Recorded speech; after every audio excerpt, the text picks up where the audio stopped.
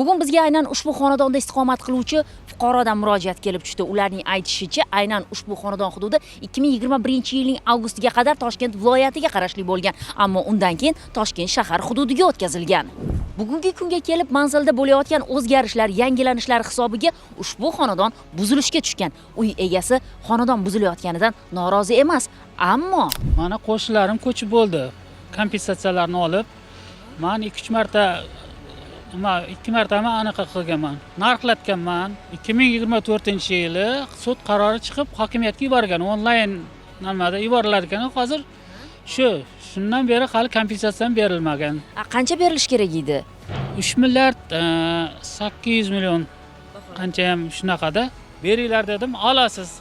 Sabr qiling dedi, shu masala. Biz ko'tarilgan masala yuzasidan rasmiylarga yuzlandik.